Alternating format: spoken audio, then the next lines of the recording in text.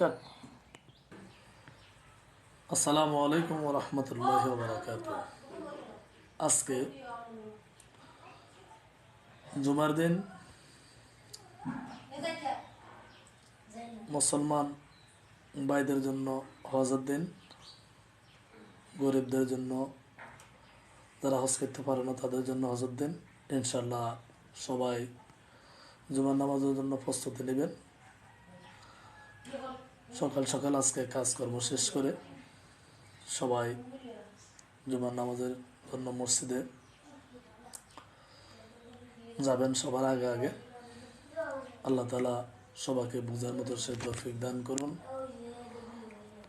ভালো থাকবেন, সবাই সবার জন্য দোয়া করবেন এবং মসজিদে আল্লাহর কাছে বলবেন যেন আল্লাহ তাআলা আমাদের সকল বিপদ আপদ বলা মুসিবত দূর করে দেয়।